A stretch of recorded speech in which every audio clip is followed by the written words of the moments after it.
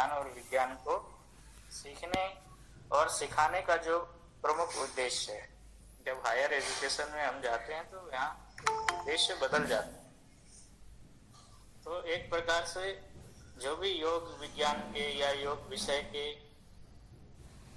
बारे में जानकारी प्राप्त करना, नॉलेज प्राप्त करना विद्यार्थी का काम है, और शिक्षक का काम ये है कि विद्यार्थी को वो ज़्यादा से ज़्यादा नॉलेज योग की प्रोवाइड कर सके। तो इस प्रकार केवल एक ही उद्देश्य है, ज्ञान की प्राप्ति, तकनीकों को सीखने की जिज्ञासा। एक प्रकार से हम अपनी ज्ञान की उन्नति चाहते हैं। जब आप योगाभ्यास करोगे तो शारीरिक संवर्धन भी होगा, सामाजिक विकास भी होगा, क्योंकि जब आप एक साथ पढ़ते हो तो सोशल इंटरेक्शन होता है, तो उससे सामाजिक उन्नति भी होती है। जब 4 लोग मिलके बैठते हैं तो वहाँ पे नेतृत्व क्षमता, प्रॉब्लम सॉल्विंग, अपनी बात रखने की, ये सारी चीज़ें जो है विद्यार्थियों में विकसित होने लगती है। तो ये एक दूसरे को समझ लेना चाहिए कि हम किसी जो शिक्षण प्रक्रिया होती है या अध्यापन प्रक्रिया होती है वो किसी एक निश्चित उद्देश्य की प्राप्ति के लिए होती है, और निश्चित उद्देश्य जो है वो पाठ्यक्रम है। पाठ्यक्रम में का जो उद्देश्य है कि इस विद्यार्थी को ये चीजें आनी चाहिए या ये विद्यार्थी ये सीख जाएगा, इस प्रकार से उस पाठ्यक्रम के उद्देश्य की पूर्ति के लिए शिक्षक और विद्यार्थी दोनों प्रयत्नशील रहते हैं। तो उद्देश्य, ये जो प्रक्रिया है शिक्षण और अधिगम की प्रक्रिया है या अध्यापन की प्रक्रिया है, वो उद्देश्यपूर्ण। पहला जो पॉइंट है वो क्या है? उद्देश्यपूर्ण। दूसरी है विषय वस्तु तथा क्रियाएं।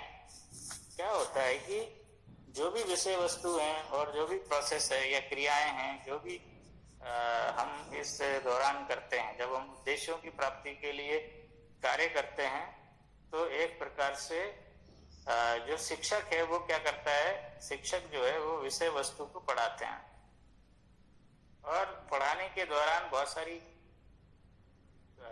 सारी चीजें होती हैं, वो भी विद्यार्थी के लिए शिक्षक संपन्न करते हैं। तो विषय वस्तु या पाठ्यक्रम को पढ़ाने का जो काम है वो शिक्षक करता है, उसके लिए वो कई सारी चीजें बनाता है।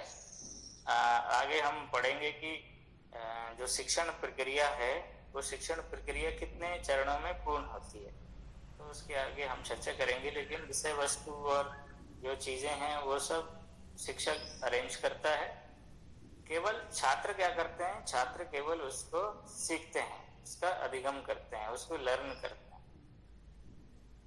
तीसरी चीज है स्थान। स्थान क्या होता है? शिक्षण और अधिगम प्रक्रिया जहाँ पे संपन्न होती है वह स्थान जो है कक्षा है। ऐसा स्थान जहाँ पे शिक्षण और अधिगम की प्रक्रिया संपन्न होती है वो कक्षा है, जहाँ पे टीचर जो है स्टूडेंट्स को पढ़ाता है। वो स्थान जो है वो भी इम्पोर्टेंट है इस पूरी की पूरी अध्यापन प्रक्रिया।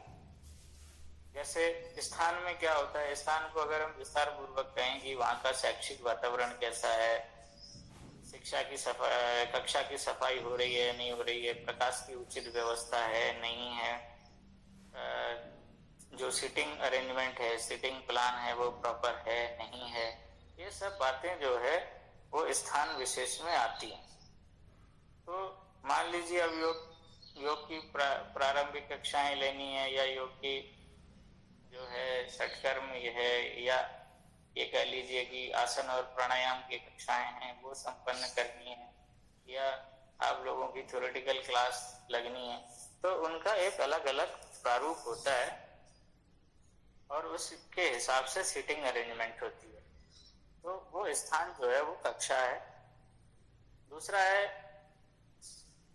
शिक्षण अधिगम विधियां। जो भी टीचिंग मेथोडोलॉजीज हैं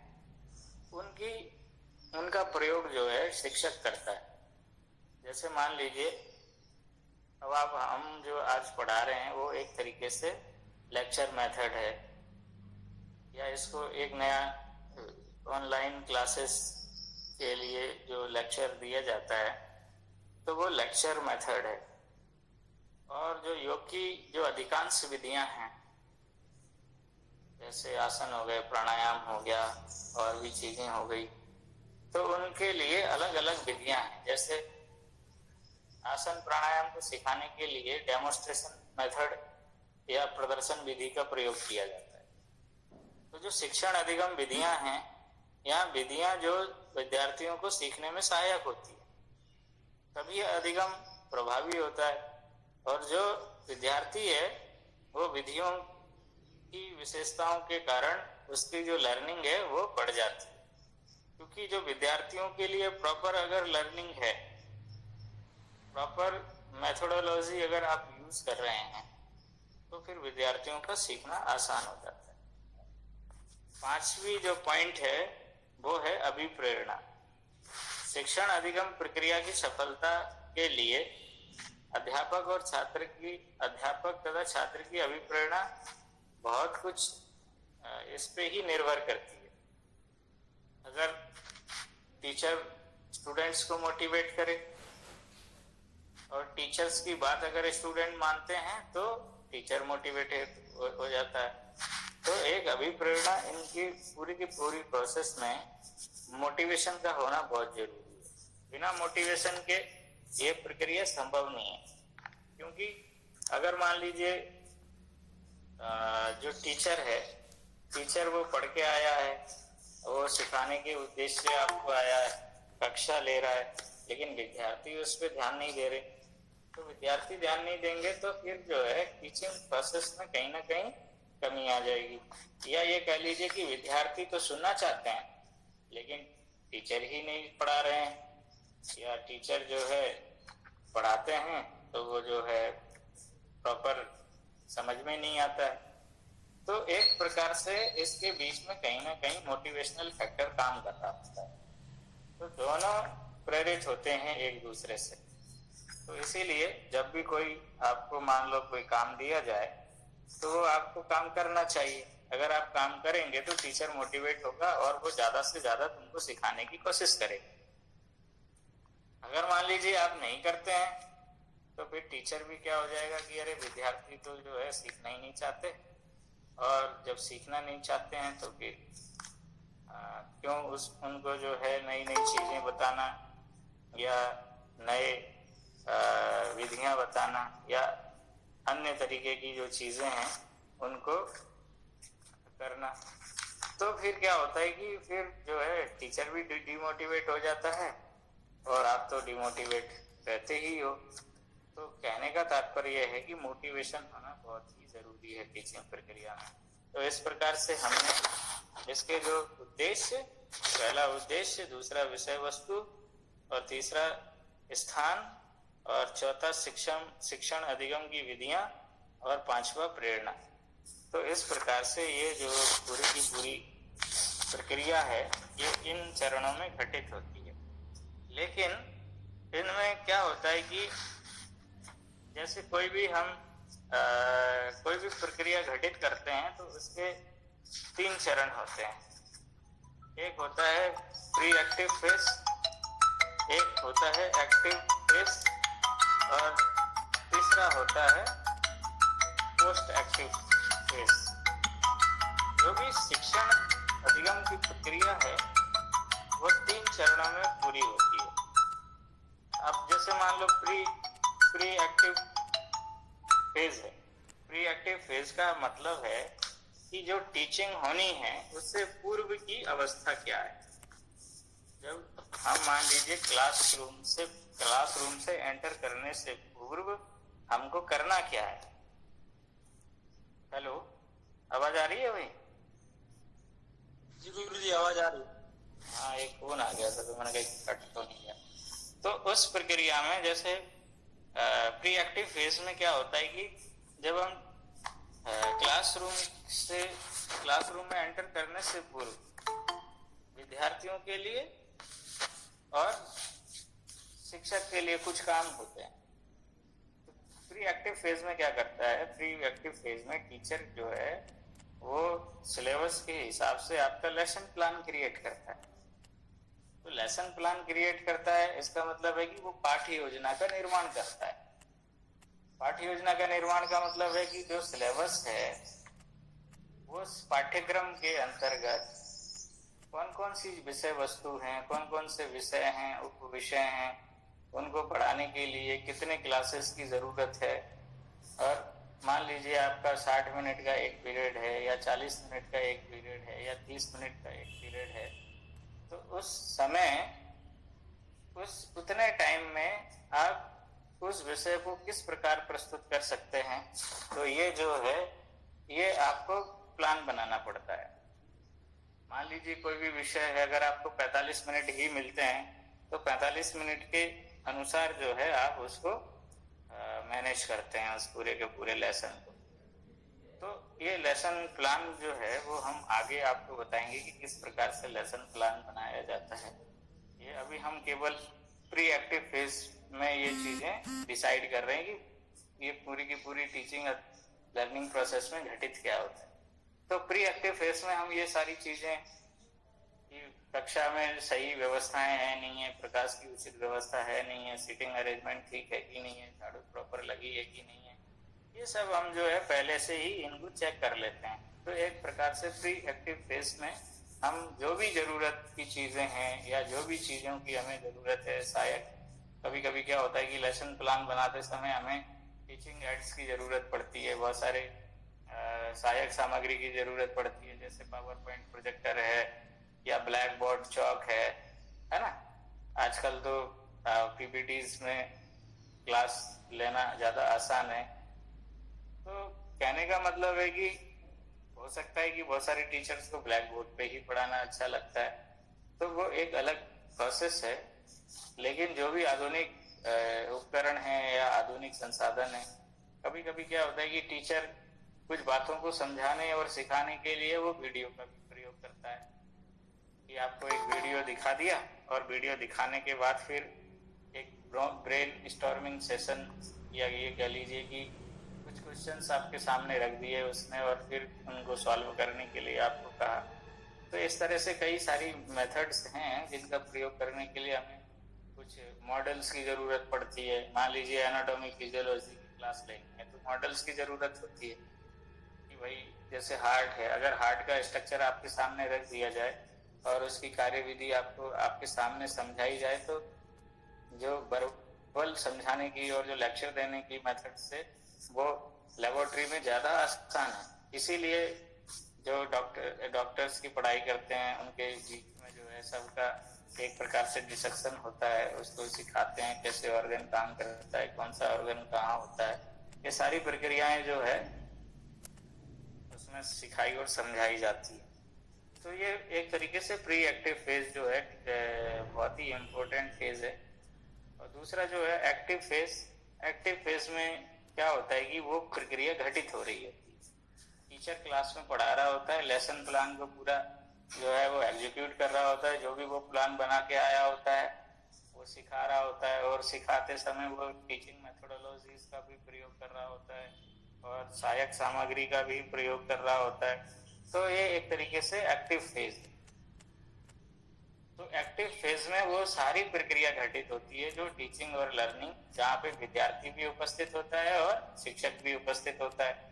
शिक्षक अपना पूरी तैयारी करके आता है, विद्यार्थी वहाँ पे लर्न कर रहा होता है और फिर अंत में क्या होता है कि वो सिस्टमेटिक ढंग से होता है। जब अब टीचर प्लान बना के आता है कि उसको क्या पढ़ाना है, क्या उसको नॉलेज देनी है, तो फिर क्या होता है कि टीचर कभी भी अपने विषय से विषयांतर नहीं होता।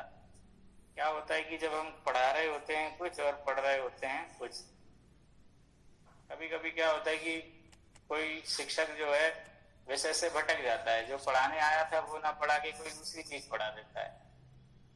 तो फिर वो क्या होगा कि वो प्रॉपर क्लास मैनेजमेंट नहीं होगा उसका। तो पूरा प्रॉपर क्लास मैनेज करने के लिए आपको जो है प्लान के अनुसार एग्जीक्यूट उसको करना चाहिए। अपनी जो भी आप पहले से तैयारी करके आए हैं उसी के अकॉर्डिंग जो है उसको एग्जीक्यूट करना चाहिए या उस प्लान को फॉलो करना चाहिए। दूसरा, उसमें लास्ट में क्वेश्चन आंसर सेशन के लिए भी आपको स्थान पर्याप्त रखना चाहिए, जिससे कि जो पूरी की पूरी प्रक्रिया में वो समाहित हो सके। तो ये लेसन प्लान कैसे बनता है, किस प्रकार बनाया जाता है, उसकी एक अलग से यूनिट है, उसमें हम आप लोगों को बताएंगे। फिर क्या होता है कि जो प्री एक्टिव फेज हो गया, अब एक्टिव फेज हो गया, अब यह है post active phase. Post active phase में वो प्रक्रियाएं आती हैं जब शिक्षण अधिगम प्रक्रिया का जो लास्ट चरण है वो है मूल्यांकन का चरण। जब कोई भी विद्यार्थी को कोई चीज पढ़ा दी जाती है या वो कोई विद्यार्थी कोई चीज या कोई विषय या कोई सब्जेक्ट पढ़ लेता है, उसका अध्ययन कर लेता है, तो फिर उसके मूल्यांकन की बात आती है कि क्या उसने वो जो चीज लर्न की है क्या वो सही से लर्न की है। तो ये बात की प्रक्रियाएं हैं जो मूल्यांकन होता है उसका। तो मूल्यांकन इसलिए जरूरी है क्योंकि टीचर इतनी मेहनत से पढ़ा रहा है, तो विद्यार्थी पढ़ रहे हैं कि नहीं पढ़ रहे हैं, या टीचर जो पढ़ा रहा है उसकी डिलीवरी में कोई दिक्कत है। तो इसलिए दोनों चीजों का मूल्यांकन करना आवश्यक है, क्योंकि टीचिंग मेथोडोलॉजी, क्या प्रॉपर टीचिंग मेथोडोलॉजी यूज हुई या प्रॉपर एक तरीके से जो स्टेप बाय स्टेप सिखाने की प्रक्रिया का पालन किया गया नहीं किया गया, या साइंटिफिक मेथड्स का यूज किया गया कि नहीं किया गया। तो ये जो चीजें हैं ये मूल्यांकन के अंतर्गत की जाती है। और एक अच्छा टीचर और एक अच्छा विद्यार्थी मूल्यांकन से घबराते नहीं है, मूल्यांकन को फेस करते हैं।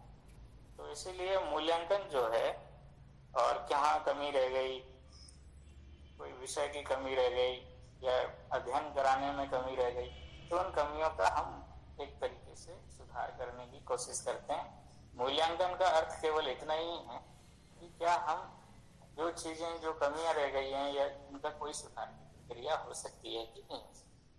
तो जो सुधार के लिए जो सुझाव हैं वो दिए जाते हैं। मूल्यांकन का मतलब ये नहीं है कि जैसे विद्यार्थी का जब मूल्यांकन किया जाता है तो मूल्यांकन करने का उद्देश्य उसके ज्ञानात्मक पक्ष को या उसके प्रस्तुतिकरण को ये जांचना है, ना कि यहाँ पे राग और द्वेष लेके उसका फेल कर देना है। मान लो जब भविष्य में आप टीचर बनोगे तो किसी भी विद्यार्थी के साथ इस प्रकार नहीं करना चाहिए। और क्योंकि शिक्षक जो है वो गुरु और शिक्षक मतलब समाज के अन्य जो लोग हैं उनसे थोड़ा सा अलग हटके आपका पोजीशन। तो एक प्रकार से आपको एक प्रकार से न्याय व्यवस्था को देखते हुए न्याय करना चाहिए। न्याय का मतलब है आपको बाइस्ड नहीं होना है। टीचर कभी भी बाइस्ड नहीं होता, उसके लिए सभी विद्यार्थी समान होते हैं। और जो मान लो शिक्षक बाइस्ड होता है या वो किसी एक विद्यार्थी को लाइक करता है और बाकी विद्यार्थियों को डिसलाइक करता है, तो फिर वो जो है टीचर कहलाने लायक नहीं है। शिक्षक के लिए तो सभी शिक्षक सभी जो विद्यार्थी हैं वो एक जैसे हैं। और विद्यार्थी गलतियां भी करते हैं, तो विद्यार्थी गलती भी करते हैं तो उनको नजरअंदाज करना चाहिए और विद्यार्थियों को समझाना भी चाहिए। समझ जाए तो अच्छी बात है, ना समझे तो कोई बात। लेकिन शिक्षक का काम है उसको बताना, उसका परिमार्जन करना, उसका व्यक्तित्व में कुछ नया ऐड कर देना, व्यक्तित्व के विकास में सहयोगी होना। क्योंकि हर चीज जो है उसके बाध्य हो सकता है कि वह कुछ अच्छे विद्यार्थी होते हैं जो सोशली बहुत ही कह लीजिए कि बहुत ही एक्टिवेटेड होते हैं, और बहुत सारे बच्चे इंटेलिजेंट होते हैं, सोशली वीक होते हैं। तो इस तरह से विद्यार्थियों को हम ये कह सकते हैं कि जो कमियां कहीं होती हैं तो वो कमियां कहीं पूरी भी होती हैं। तो सारे विद्यार्थियों में कुछ ना कुछ खूबियां होती हैं, तो उन खूबियों को ध्यान में रखते हुए शिक्षक को मूल्यांकन करना चाहिए। कभी कभी क्या होता है कि कोई विद्यार्थी समझ अच्छी रखता है, उसको नॉलेज सब है, लेकिन प्रस्तुतिकरण उसका नहीं हो पाता है। तो टीचर को ये पता होता है क्लास में कि इस विद्यार्थी का जो है प्रस्तुतिकरण ठीक नहीं है, बाकी तो सब कुछ सही, बस लिख नहीं पाता है। तो फिर जब टीचर मूल्यांकन करेगा तो उसको ध्यान में रखेगा। ऐसा नहीं है कि उसने जो प्रस्तुतिकरण किया है उसी के आधार पर उसको नंबर दे देगा, क्योंकि शिक्षक को वास्तविकता उसकी पता है, तो वो शिक्षक उसके आधार पे उसको मूल्यांकित करता है। तो इसलिए शिक्षक हमेशा जो है विद्यार्थी के हित की बात सोचता है, कभी भी उसके नुकसान की बात नहीं सोच सकता है। ये मतलब 99% टीचर्स के साथ यही होता है।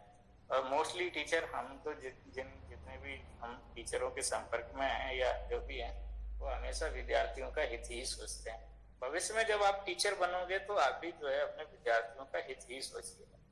अभी भी जो है हो सकता है कि कुछ विद्यार्थी आपकी बातों से सहमत ना हो। जब आप कुछ चीज उनको बता रहे होते हैं, ज्ञान और व्यवहार की बातें सिखा रहे होते हैं, तो कुछ विद्यार्थी को लगता है कि ये जो बातें हैं वो हमारे लायक नहीं है या हमारे प्रेम में नहीं बैठती हैं। हो सकता है, ये तो वैचारिक स्वतंत्रता है। तो वैचारिक स्वतंत्रता के इस दौर में ये उम्मीद नहीं रखना चाहिए कि सारे विद्यार्थी जो है आपकी बात मानेंगे या सुनेंगे। लेकिन क्योंकि विद्यार्थी वो पढ़ने ही इसलिए आया कि वो कुछ सीखने के लिए आया, वो कुछ ज्ञान लेने के लिए आया, तो हमेशा ये सोचना ही चाहिए कि विद्यार्थी हमेशा शिक्षक की आज्ञा का पालन करते ही। वो एक दो छात्र उद्दंड होते हैं, उनका मकसद पढ़ना नहीं होता है, उनका मकसद तो कुछ और होता है। तो एक दो विद्यार्थियों के पीछे जो है सारे विद्यार्थियों को नापना भी ठीक बात नहीं। तो इसलिए अगर मान लीजिए आपकी क्लास में कुछ अच्छे विद्यार्थी हैं और आप उनको पढ़ा रहे हैं, तो हम खेत में बहुत सारे बीज बोते हैं, तो बहुत सारे बीज नहीं उगते हैं, और उग भी आते हैं तो सारे फल नहीं देते हैं। कोई बीच में ही जो है रोगग्रस्त हो जाते हैं और नष्ट हो जाते हैं। तो जो फल आते आते तक आप देखेंगे कि 100 बीज आपने बोए हैं तो मुश्किल से 50 बीज जो हैं वो सक्सेस हुए। जैसे हमने अपने घर के आगे भिंडी के बीज बोए, कम से कम 50-60 बीज जो है हमने गाड़े, तो उगे मतलब 70-80 के करीब। लेकिन जब थोड़े से बड़े हुए उसमें से बहुत सारे बीज नष्ट हो गए।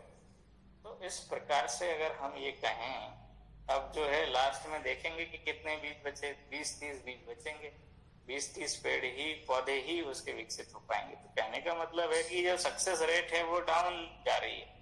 तो अगर हमारे विद्यार्थी अगर 60 आते हैं, अगर उसमें से 30-40 अच्छे प्रोडक्ट निकल जाते हैं, तो ये हमारी सफलता है। तो एक तरीके से ये पोस्ट एक्टिव फेज भी इम्पोर्टेंट फेज है। तो मुझे लगता है कि आज हम लोग यहीं क्लास समाप्त करते हैं, क्योंकि